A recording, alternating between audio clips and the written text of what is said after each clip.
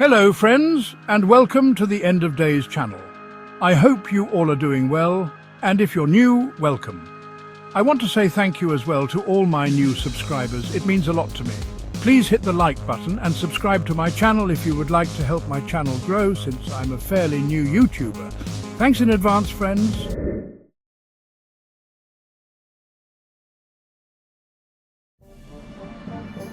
The Moberly-Jourdain incident, often called the Versailles time slip, is a famous anecdotal case from 1901 where two British academics, Charlotte Ann Moberly and Eleanor Jourdain, claim to have experienced a temporal anomaly while visiting the Palace of Versailles in France. Their account, published in 1911 under the pseudonymous book An Adventure, has fueled debate about time slips, though it remains unverified and is widely considered a product of imagination, misinterpretation, or delusion. On August 10, 1901, Moberly, the principal of St. Hugh's College, Oxford, and Jourdain, her assistant and later successor, were touring Versailles during a trip to France. While exploring the palace grounds, they decided to visit the Petit Trianon, a small chateau used by Marie Antoinette. According to their later account, they became disoriented in the gardens and experienced an eerie shift in atmosphere. They described encountering people dressed in 18th century clothing, including women in old-fashioned gowns and men in period attire, as well as outdated landscaping features like a wooden bridge and a kiosk that no longer existed in 1901. Moberly claimed to have seen a woman sketching, whom she later believed was Marie Antoinette herself.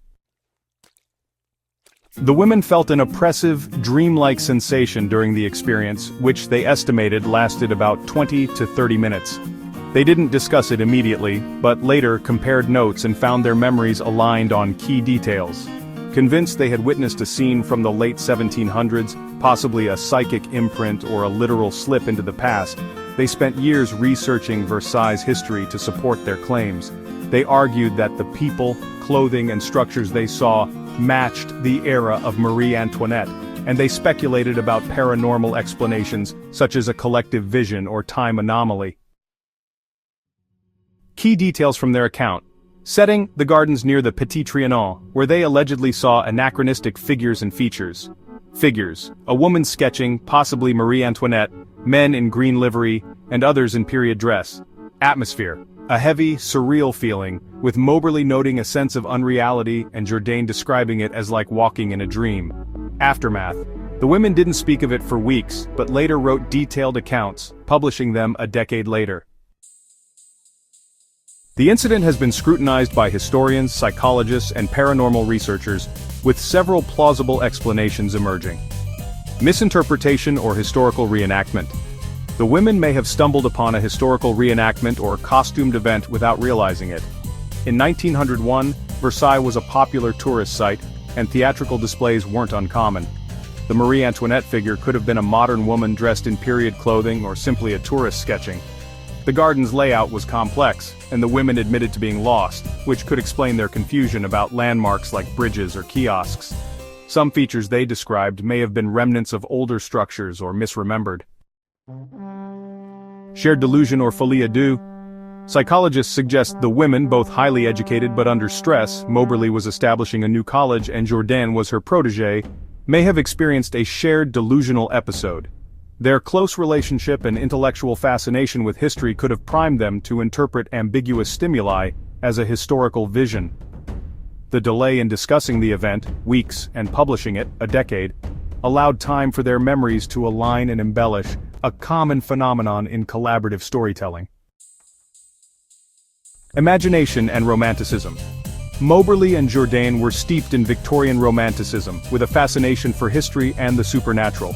Their account reflects the era's interest in spiritualism and psychic phenomena, suggesting they may have framed an ordinary experience as extraordinary to align with cultural trends.